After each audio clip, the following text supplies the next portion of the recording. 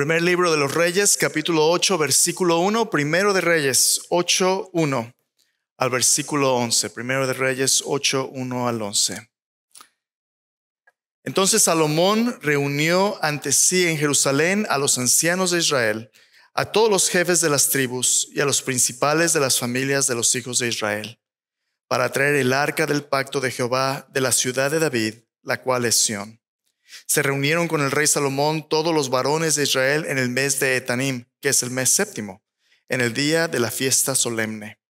Vinieron todos los ancianos de Israel, los sacerdotes tomaron el arca y llevaron el arca de Jehová, el tabernáculo de reunión y todos los utensilios sagrados que estaban en el tabernáculo, los cuales llevaban los sacerdotes y levitas.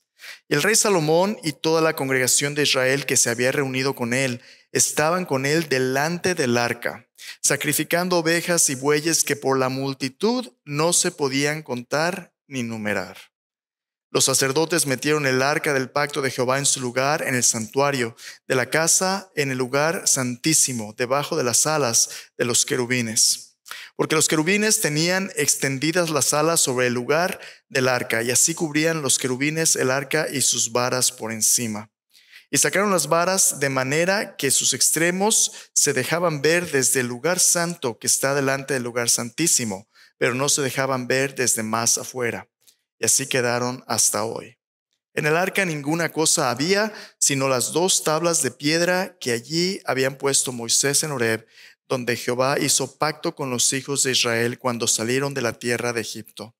Y cuando los sacerdotes salieron del santuario, la nube llenó la casa de Jehová, y los sacerdotes no pudieron permanecer para ministrar por causa de la nube, porque la gloria de Jehová había llenado la casa de Jehová.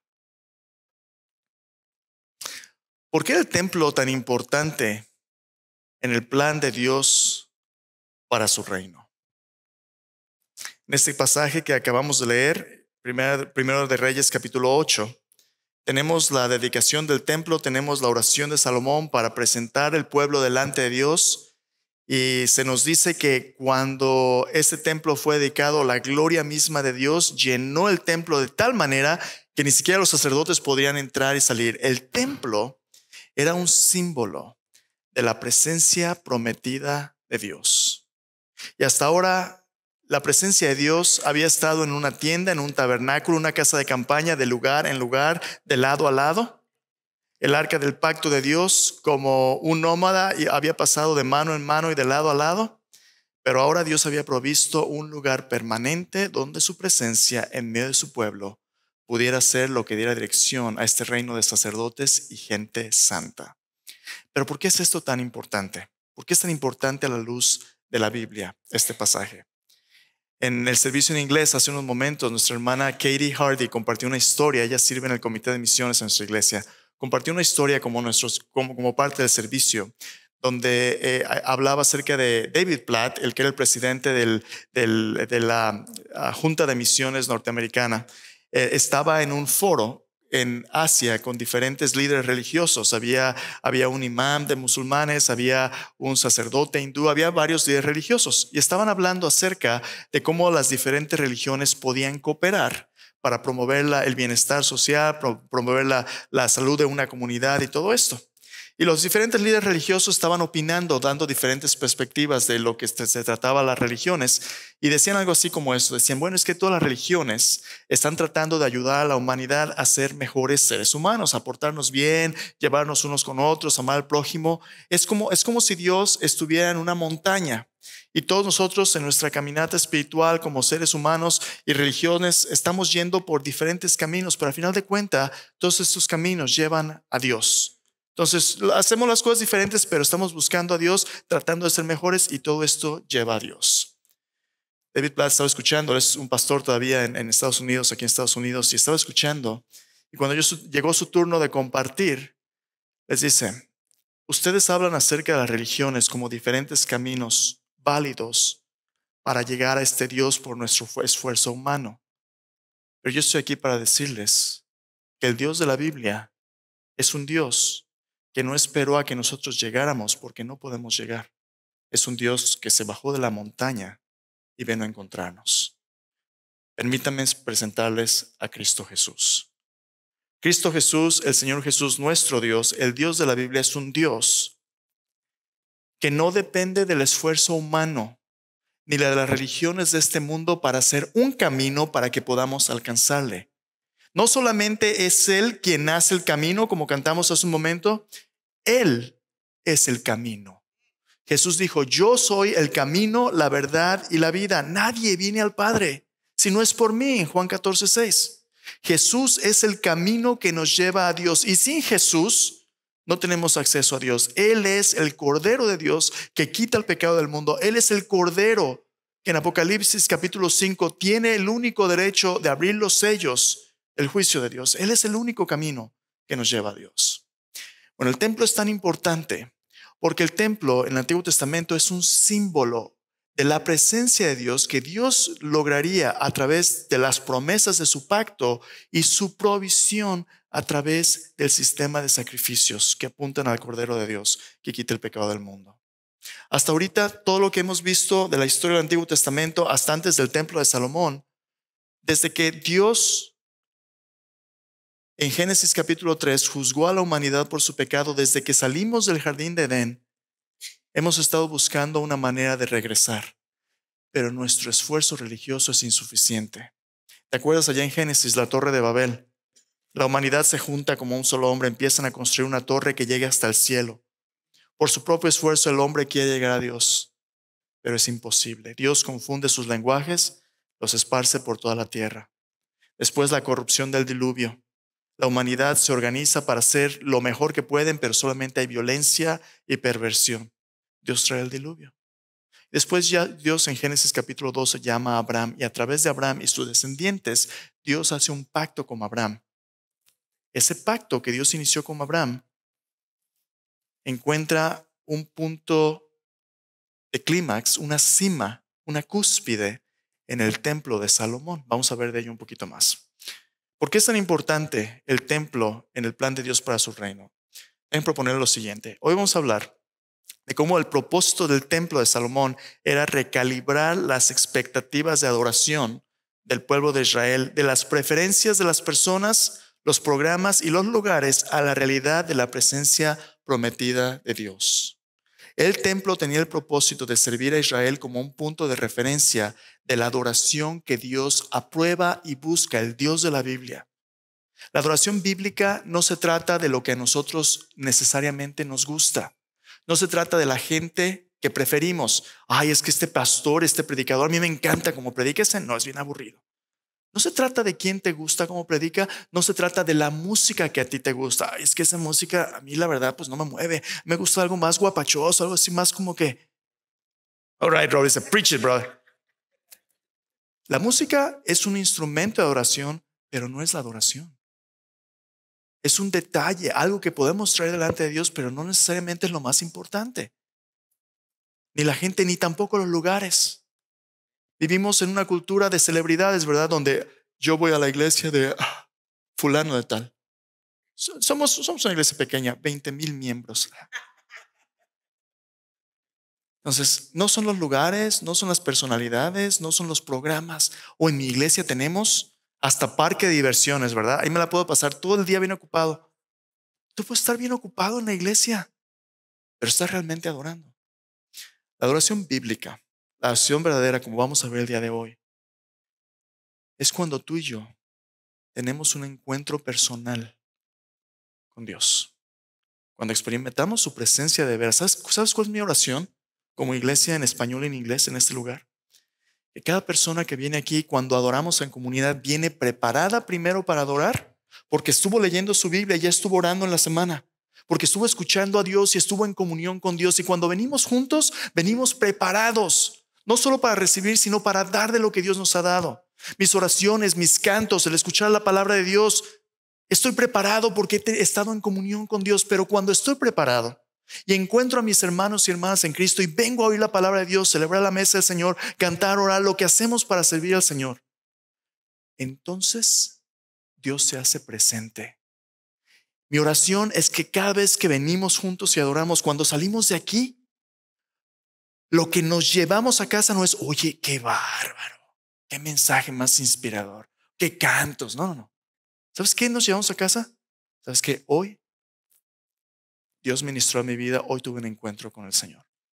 Este encuentro está cambiando mi vida de esta manera, de esta me está haciendo más como Él. Como vamos a ver hoy, ese era el propósito del templo. El propósito del templo era conectar el cielo con la tierra. Es que la presencia de Dios, como nos enseñó ahora el Señor Jesús, venga a tu reino, hágase tu voluntad. Así como el cielo aquí en la tierra, el templo debería de servir como una sede, una embajada del cielo, para que juntos aprendamos a hacer la voluntad de Dios. Es el plan. Entonces acompáñame, si tienes tu Biblia te voy a invitar a abrirla en Primero de Reyes capítulo 8.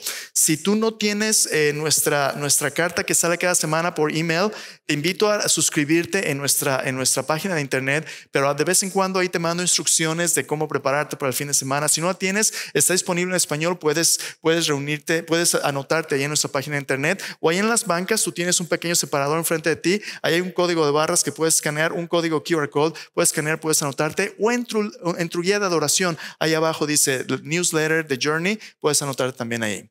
Como es un capítulo muy amplio en la carta que te envié, te pedí que lo leyeras en casa. Si no lo leíste, no te preocupes, lo puedes leer todavía en el futuro. Entonces, capítulo 8 es un pasaje muy largo, no vamos a leer todos los versículos, pero en casa puedes leerlo con detalle, pero vamos a observar varias cosas. Entonces, el día de hoy quiero decirte que recalibrar nuestras expectativas significa alinear nuestro corazón con Dios. Hay cosas en que lo que nosotros queremos, que estamos buscando, que nosotros queremos experimentar en adoración, que no provienen de Dios. Hay deseos de nuestra carne egoístas que a veces no nos permiten experimentar la presencia prometida de Dios porque estamos poniendo nuestros ojos y nuestra atención en cosas equivocadas. Hoy Dios quiere recalibrarnos, quiere reajustarnos para darnos cuenta que hay dos cosas que son imperativas, que le pongamos atención para que la presencia de Dios pueda manifestarse entre nosotros y nos demos cuenta de ella. Dos cosas. Entonces, para que el pueblo de Dios pueda experimentar la presencia prometida de Dios, es imperativo que su pueblo le adore de acuerdo a dos cosas. La primera de ellas, de acuerdo a las promesas de su pacto. En otras palabras, lo que dirige nuestra adoración no son nuestras preferencias, sino nuestra teología. Cómo nuestra fe está basada en lo que Dios claramente ha revelado en su palabra. Pablo nos dice que en los últimos tiempos se amontonarán las gentes teniendo comezón de oír. Algunas veces lo único que buscamos es que nos rasquen ahí donde hay comezón, que nos guste, que nos caiga bien, que nos digan lo que queremos oír, pero esa no es la adoración bíblica. La adoración bíblica es enfocarse en todo el consejo de Dios, en la palabra de Dios, y entonces ajustar nuestra vida a lo que Dios quiere. Mira de nuevo, vamos a observar varias cosas en los versículos que leí. Primero de Reyes 8 del 1 al 11. Quiero que veas el énfasis de este pasaje es en el pacto que Dios había hecho con su pueblo, un pacto que le iba a permitir al pueblo de Dios de Israel adorarle a él. Nota en el versículo 1 de nuevo, dice, Salomón reunió ante sí en Jerusalén a los ancianos de Israel, los jefes de las tribus, los principales de las familias de los hijos de Israel para traer el arca del pacto de Jehová de la ciudad de David, la cual es Sión. Todos, grandes y pequeños, unificados, con Dios en el centro de su vida personal y pública, simbolizado a través del arca del pacto. Este era el centro de su adoración.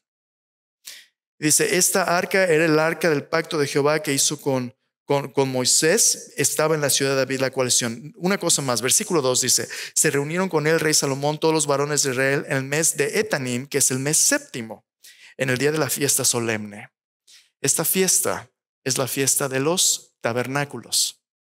Salomón estratégicamente buscó el tiempo de la dedicación del templo nuevo en la fiesta de los tabernáculos, porque la fiesta de los tabernáculos conmemoraba cómo Dios los había sacado de la tierra de Egipto, de la esclavitud, los había hecho una nueva nación, y aunque anduvieron por el desierto en tiendas como nómadas, Dios les había prometido una tierra donde ellos iban a vivir permanentemente. El tiempo de este cumplimiento es la dedicación del templo de Salomón. Dios quería que su pueblo entendiera que Él es un Dios que promete, pero que lo que Dios promete, Dios lo cumple. Voy a preguntarte, ¿crees tú que el Dios de la Biblia es un Dios que cumple sus promesas? Voy a preguntarte, ¿eres tú parte del cumplimiento de las promesas de Dios. Ahí es donde encaja la adoración. La adoración es una invitación a ser parte del creer en las promesas de Dios y vivir su cumplimiento. En este pasaje, en la fiesta de dedicación de los tabernáculos, Dios iba a poner todavía un paso más de cumplimiento a través del templo de Salomón, diciendo al pueblo de Israel lo que Dios le prometió a Abraham, lo que Dios le prometió a Isaac, lo que Dios le prometió a los israelitas cuando sacó de Egipto y anduvieron de nómadas. Es lo que Dios está cumpliendo a través de esta generación de Salomón. Versículo 3 de nuevo dice: vinieron todos los ancianos de Israel, los sacerdotes, tomaron el arca, llevaron el arca de Jehová al tabernáculo de reunión. Todo este legado de fe que por siglos había estado esperando, ahora encuentra un lugar permanente donde Dios confirma la visión de su pueblo. Ahora, todo está llevando a un clímax. Llevan el arca dentro del lugar santísimo. Si tú recuerdas el templo de Salomón, puedes leer los detalles de su construcción en el capítulo 6, capítulo 7. Habla acerca de cómo el templo de Salomón, aunque no era muy grande, era un lugar majestuoso y excelente. El lugar santísimo estaba cubierto de arriba abajo de oro y tenía decoraciones por todos lados de palmeras, de leones, de animales, de calabazas. Todo esto eran símbolos de la presencia de Dios, ideal así como Dios la había dado en el jardín del Edén.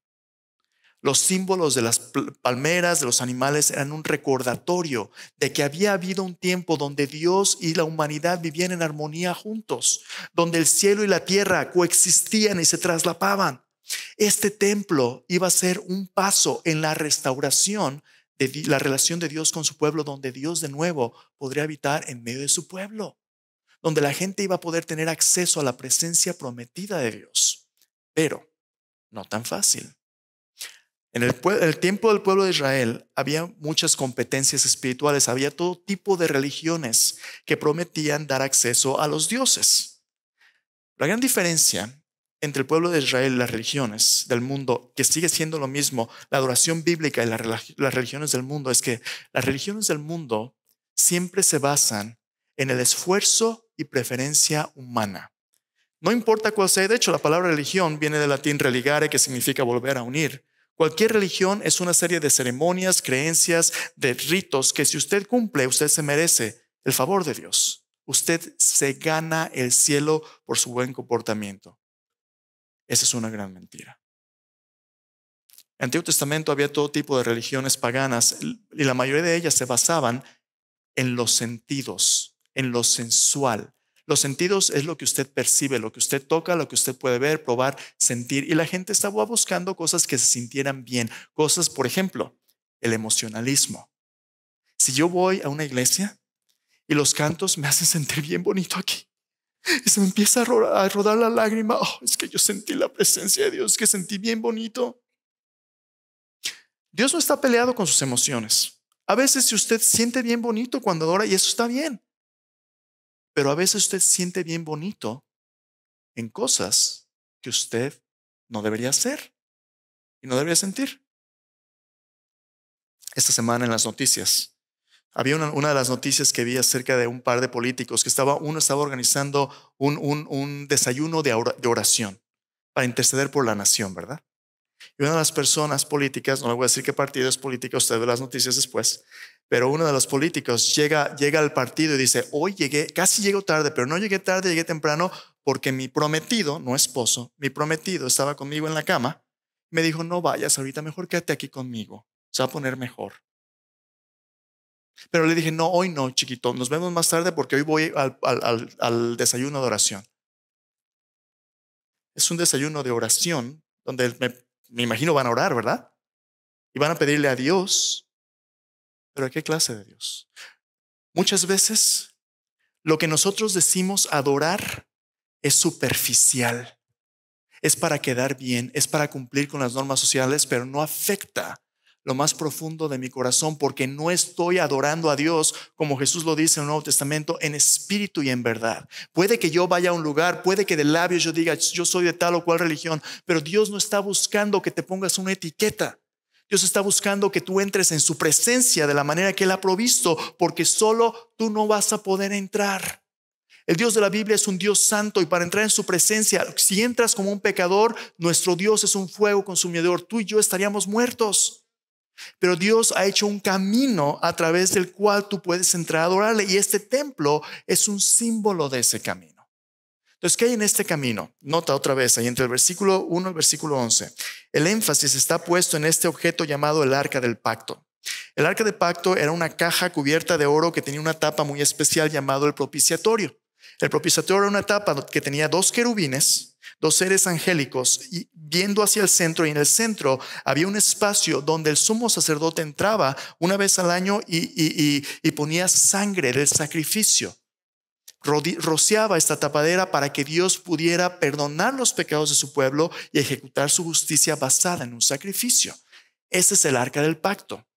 Dentro del arca había algo muy especial. Nota lo que dice el versículo 7. Dice: los querubines tenían extendidas las alas sobre el lugar del arca, así cubrían los querubines del arca sus varas por encima. No la podían siquiera tocar las personas porque morían. Eran los sacerdotes especiales que debían cargarla con las varas. Versículo 9 dice: en el arca ninguna cosa había sino las dos tablas de piedra que allí había puesto ¿quién? Moisés en Horeb, donde Jehová hizo pacto con los hijos de Israel cuando salieron de la tierra de Egipto. Aquí viene el punto más importante, hermanos, de tu teología de adoración bíblica. ¿Sabes cuál es la base que nos permite acercarnos a Dios? La palabra de Dios. Dentro de esta arca del pacto había dos tablas de piedra, son los 10 mandamientos. La base de la relación de Dios con su pueblo Antiguo Testamento es la justicia perfecta de Dios. ¿Te acuerdas? Primer mandamiento: yo soy Jehová tu Dios que te saqué de la tierra de Egipto, de casa de servidumbre. No tendrás dioses ajenos delante de mí. Los 10 mandamientos eran la manera en que Dios se iba a poder relacionar con su pueblo en una relación exclusiva, un pacto, un tratado solemne y sagrado. Esta es la base de nuestra relación con Dios, la justicia de Dios. Ahora la pregunta es esta: ¿cuántos de nosotros podemos cumplir los 10 mandamientos? Estamos fritos. Pero con los mandamientos, con la palabra de Dios, las promesas de Dios, Dios les dio algo más. Dios les dio en su pacto su ley y los sacrificios. Los sacrificios, cada vez que Dios hace un pacto con su pueblo, sea Abraham, sea cualquier pacto en la Biblia, el pacto mosaico con el pueblo de Israel, Dios siempre da las promesas de su palabra y las cumple, no a través de nuestro esfuerzo, sino a través del Cordero de Dios que quita el pecado del mundo. Ahorita vamos a hablar más de ello. Aguántame. El punto aquí es este: Dios siempre quiere que basemos nuestra adoración en sus promesas, en su palabra. Como cristianos y los judíos en el Antiguo Testamento, nuestra adoración se distingue de las religiones alrededor porque somos personas que no toman la iniciativa para acercarnos a Dios. Dios toma la iniciativa de acercarse a nosotros y nos da su palabra, sus promesas. Dios toma la iniciativa, nos dice lo que es bueno, lo que es malo, lo que es vida, lo que es muerte, y nos da su palabra. Tú puede que quieras acercarte a Dios, pero si no lo haces conforme a lo que Dios ha revelado, no solamente es inefectivo, puede ser peligroso. ¿Te acuerdas a Nadab y Abiú? Ellos sabían de Dios, eran sacerdotes, los hijos de Aarón. Quieren acercarse a Dios con un incensario en tiempo no prescrito por Dios. ¿Sabes qué es lo que hace Dios, verdad? Los consume en fuego. Dios es un Dios santo y para acercarse a Él tienes que acercarte a Él conforme a lo que Dios ha revelado. Versículo 1 aquí en capítulo 8 hasta el versículo 21. Tú puedes leer que hay un énfasis de Salomón en este pacto. Vamos a leer versículo 12, dice: entonces dijo Salomón: Jehová ha dicho que él habitará en la oscuridad. Yo he edificado casa por morada para ti, sitio en que tú habites para siempre. Volviendo al rey su rostro, bendijo a toda la congregación de Israel, y toda la congregación de Israel estaba en pie. Y dijo: bendito sea Jehová, Dios de Israel, que habló a David mi padre lo que con su mano ha cumplido diciendo. ¿Te fijaste? Ahí están las tablas de la ley y promesas, y ahora Dios lo ha cumplido. ¿Cómo lo ha cumplido? Dice: desde el día que saqué de Egipto mi pueblo Israel, no he escogido ciudad de todas las tribus de Israel para edificar casa en la cual estuviese mi nombre, aunque escogí a David para que presidiese en mi pueblo Israel. David mi padre tuvo en su corazón edificar casa al nombre de Jehová, Dios de Israel. Pero Jehová dijo a David mi padre: en cuanto a haber tenido en tu corazón edificar casa a mi nombre, bien has hecho en tener tal deseo. Pero tú no edificarás la casa, sino tu hijo, que saldrá de tus lomos, él edificará casa a mi nombre. Jehová ha cumplido, ¿qué cosa? Jehová ha cumplido su palabra. El pueblo de Dios adora a Dios porque Dios cumple su palabra. Cuando tú crees la palabra de Dios, tú vienes a declarar que eres leal a este Dios porque Él cumple su palabra. Dice, su palabra que había dicho, porque yo me he levantado en lugar de David, mi padre, y me he sentado en el trono de Jehová, como Jehová había dicho, he edificado la casa al nombre de Jehová, Dios de Israel, y he puesto en ella lugar para el arca, en la cual está el pacto de Jehová que él hizo con nuestros padres cuando los sacó de la tierra de Egipto. La adoración es una celebración del cumplimiento de las promesas de Dios, del pacto de Dios. Primero, la palabra de Dios. El versículo 22 hasta el versículo 61, tú tienes una oración de Salomón de intercesión por el pueblo con 7 peticiones. Y del versículo 62 al versículo 66, acompáñame a esta sección, 62 a 66. Después de la oración de Salomón, tú tienes sacrificios. Mira lo que sucede en el versículo 62. Entonces el rey y todo Israel con él sacrificaron víctimas delante de Jehová. Y ofreció Salomón sacrificios de paz, los cuales ofreció a Jehová 22,000 bueyes, 120,000, ya es un montón, ¿verdad? 120,000 ovejas. Así dedicaron el rey y todos los hijos de Israel la casa de Jehová. Aquel mismo día santificó el rey el medio del atrio, el cual estaba delante de la casa de Jehová, porque ofreció allí los holocaustos, las ofrendas, la grosura de los sacrificios de paz, por cuanto el altar de bronce que estaba delante de Jehová era pequeño y no cabían en él los holocaustos, las ofrendas y la grosura de los sacrificios de paz. En aquel tiempo Salomón hizo fiesta y con él todo Israel una gran congregación, desde donde entran a Amat hasta el río de Egipto, delante de Jehová nuestro Dios por 7 días y aún por otros 7 días, esto es por 14 días. Al octavo día despidió al pueblo y ellos, bendiciendo al rey, se fueron a sus moradas alegres y gozosos de corazón por todos los beneficios que Jehová había hecho a David su siervo y a su pueblo Israel. Aguántame. Las palabras de Dios, la ley, son lo que nos invita a adorar a Dios. Los sacrificios de Dios son lo que Dios provee para que nos podamos acercar a Dios. Promesas, cumplimientos. Dios se revela a sí mismo a través de sus palabras y sus obras. Tú y yo adoramos cada domingo en esta iglesia, cantando, orando, ofrendando, pero principalmente enfocados en 2 cosas: la exposición de la Biblia, la palabra de Dios, y cada domingo, venimos a la mesa del Señor. ¿Sabes por qué? Porque la mesa del Señor es un símbolo, como vamos a ver la semana que viene, un símbolo de cómo Dios cumplió a través de Cristo Jesús sus promesas. Lo que Dios promete, Dios lo cumple. Déjame decirte una cosa más. En medio de todo esto, tú y yo estamos como en un sándwich.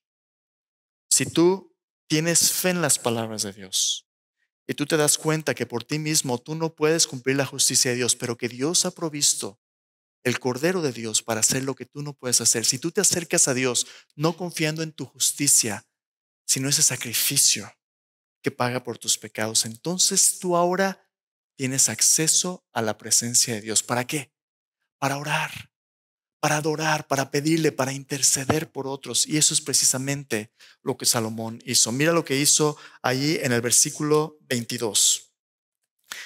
Salomón se puso delante del altar de Jehová en presencia de toda la congregación de Israel y extendiendo sus manos al cielo, dijo: Jehová, Dios de Israel, no hay Dios como tú, ni arriba en los cielos, ni abajo en la tierra, que guardas el pacto, la misericordia a tus siervos, los que andan delante de ti con todo su corazón.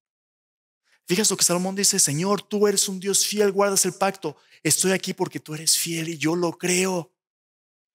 Que has cumplido a tu siervo David, mi padre, lo que le prometiste, lo dijiste con tu boca, con tu mano lo has cumplido, como sucede en este día. Ahora pues, Jehová, Dios de Israel, cumple a tu siervo David, mi padre, lo que le prometiste, diciendo: no te faltará varón delante de ti que se siente en tu trono de Israel, con tal que tus hijos guarden mi camino, anden delante de mí, como tú has andado delante de mí. Ahora pues, oh Jehová, Dios de Israel, cúmplase tu palabra que dijiste a tu siervo David, mi padre. Pero es verdad que Dios morará sobre la tierra. He aquí que los cielos de los cielos no te pueden contener, cuanto menos esta casa que yo he edificado. El templo no es para contener a Dios. El templo es para que la presencia de Dios se manifieste y transforme nuestras vidas. Mira lo que dice. Con todo tú atenderás a la oración de tu siervo y a su plegaria, oh Jehová Dios mío, oyendo el clamor y la oración que tu siervo hace hoy delante de ti. Que estén tus ojos abiertos noche y día sobre esta casa, sobre este lugar del cual has dicho, mi nombre estará allí. Mi nombre estará allí. Que oigas la oración que tu siervo haga en este lugar. Oye pues la oración que tu siervo de tu pueblo Israel, cuando oren en este lugar, también tú lo oirás en el lugar de tu morada en los cielos. Escucha y perdona.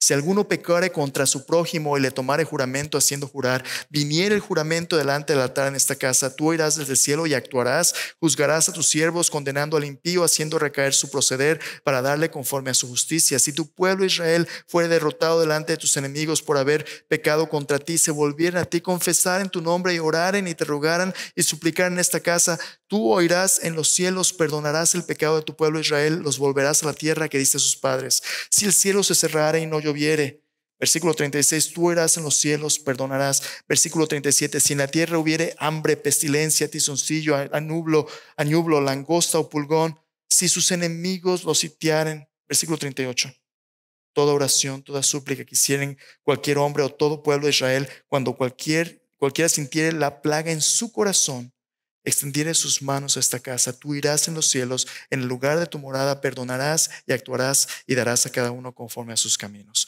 Sigue leyendo los versículos hasta el versículo 61 y estas 7 peticiones reconocen 2 cosas. Primero, no hay persona que nunca peque. Pero segundo, tú eres un Dios que perdona. ¿Por qué perdona Dios? Porque lo que Dios promete en su palabra lo cumple a través de su sacrificio. Cuando tú y yo nos acercamos a Dios, nos podemos acercar porque Dios nos perdona y ahora podemos interceder por otros. Esta comunidad, hermanos, esta comunidad es una comunidad de intercesores, no de consumidores. Tú no vienes aquí para ser entretenido. Tú vienes aquí para que cuando 2 o 3 estemos reunidos en su nombre, 2 o 3 puedan interceder por los demás. Jesús dio la promesa donde 2 o 3 estén reunidos en mi nombre en Mateo capítulo 18, cuando habla acerca de la intercesión de unos por otros. Dios ha formado esta comunidad y se hace presente para que nuestras vidas sean transformadas a imagen de su palabra, no por nuestro esfuerzo, sino por su gracia. Dios nos transforma cuando tú recibes en fe su provisión a través del sacrificio. Dios nos transforma de un corazón de piedra a un corazón de carne. Ahora, en el Antiguo Testamento, el templo es simplemente un símbolo. ¿Un símbolo de qué? Un símbolo de quién. Cristo Jesús. El templo es el lugar donde Dios habita en medio de su pueblo. Jesús lo dijo en el Evangelio de Juan capítulo 2. Destruyan este templo, yo lo reedifico en 3 días. Este templo fue construido en 46 años. No ese. Su cuerpo. Dios no habita en piedras. Dios habita en corazones de carne y hueso. No corazones, cuerpos con huesos, ¿verdad? El punto es este, hermanos. Cuando tú y yo venimos, tú y yo no venimos a consumir productos religiosos. Venimos a rendirnos delante de un Dios vivo, creyendo su palabra y en obediencia recibiendo su provisión. Cada vez que tú vienes, espero que encuentres 2 cosas. La palabra de Dios fielmente predicada para que la podamos vivir y la mesa del Señor. A lo mejor te preguntas, oye, ¿por qué celebramos la cena del Señor cada semana? Hay iglesias que la celebran cada 3 meses, cada mes, una vez al año, lo que sea. Históricamente, vamos a hablar de ellos más la semana que viene en Hebreos capítulo 10. Históricamente la iglesia se ha dado cuenta de que Dios cumple su pacto, el nuevo pacto, a través de la justicia perfecta de Cristo. Cristo satisfizo la ley completamente para que podamos recibir su perdón. Y habiendo recibido su perdón, Cristo abrió un camino vivo y nuevo a través de su sacrificio. Tenemos acceso directo a la presencia de Dios. La mesa del Señor cada semana nos recuerda como un símbolo que no son nuestras buenas obras, sino la sangre del pacto en la cruz de Cristo que nos trae hacia Dios. Tú y yo, en 1 Corintios capítulo 11, se nos instruye que debemos reconciliarnos unos con otros y estar en comunión con Dios y unos con otros, y hemos de participar de esa celebración. Porque el que come y bebe sin discernir el cuerpo del Señor, juicio come y bebe para sí. Tú y yo, Dios quiere que estemos en comunión. En unos momentos vamos a salir de este servicio. Vamos a ver bautizos allá afuera. 4 de nuestros jóvenes de campamento se bautizan y uno de nuestros niños. Vamos a comer juntos, inglés y español, viejos y jóvenes. Vamos a ser una iglesia para toda nación, toda generación. Todos comemos en español y en inglés, ¿verdad? Va a haber hamburguesas, hot dogs y fajitas de pollo y salsas. Va a haber todo tipo de comida. ¿Sabes qué? La iglesia primitiva, cuando se reunía para adorar, oía la palabra de Dios y luego tenía un festejo, un banquete donde la mesa del Señor era el comienzo, era la acción de gracias, la comunión del cuerpo. Tú y yo tenemos la oportunidad de ser eso hoy. Cuando oímos la palabra de Dios decimos, Señor, yo quiero creerte, yo quiero vivirla. Ahora, lo que tú mandas, provéelo a través de tu Hijo, Cristo Jesús. No mi esfuerzo, sino el Cordero de Dios que quita el pecado del mundo. Oremos para prepararnos en la cena. Ahí en tu lugar, yo te invito a reflexionar en qué es lo que te trae cada semana al servicio de adoración. Si es lo que te gusta, si es lo que tú quieres, nada de malo en que te guste, pero hay cosas más grandes. Espero que tú vengas respondiendo a la invitación del Señor a estar en su presencia. Espero que tú vengas, como Salomón le dijo al pueblo, dándote cuenta que Dios ha prometido proveer para que tú te acerques a Él a través de tu Hijo, su Hijo Jesús. Y cuando vengas a adorar, vengas hambriento diciéndole, Señor, como cantamos la semana pasada, yo te busco. Señor, yo te anhelo. Yo anhelo tu presencia. Yo no me merezco estar contigo, pero por tu Jesucristo yo vengo a ti. Y cuando vengas a esta cena del Señor, la tomes en serio y le digas, Señor, yo quiero estar en comunión contigo, perdóname. Si hay algo que aflige tu corazón, si hay un pecado interponiéndose entre Dios y ti, confiésalo, dile, Señor, perdóname, te necesito, te anhelo, tengo sed de ti. Confiesa tus pecados. Si tienes algún conflicto con alguien en tu familia o en la congregación, hoy Dios quiere cambiar ese rencor por perdón. Haz un compromiso con Dios hoy, dile, Señor, ayúdame a pedir perdón o a perdonar. Ve y habla con esa persona. Reconcíliate. A lo mejor hay alguien lejos de Dios que está pesado en tu corazón hoy. Intercede por esa persona. Tráelo a esta mesa y dile, Señor, yo te pido por fulano que se acerque a ti, Señor.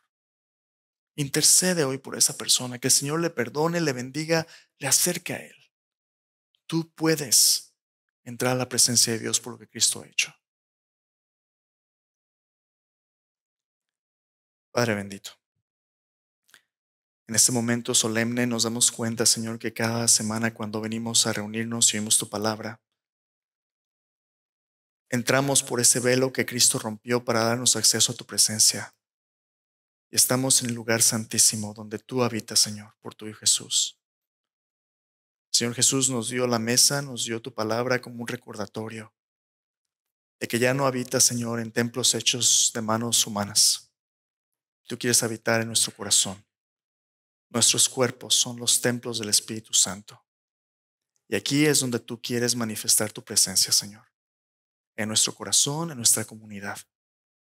Señor, te pido por esta congregación.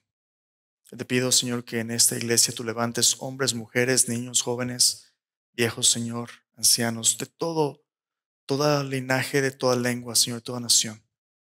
Que te amen a ti, Señor. Que reconozcan tu gracia, Señor.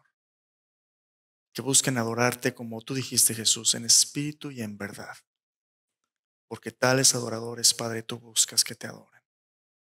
Es que venimos hoy delante de ti con gratitud, recordando lo que tu Hijo Jesús nos enseñó.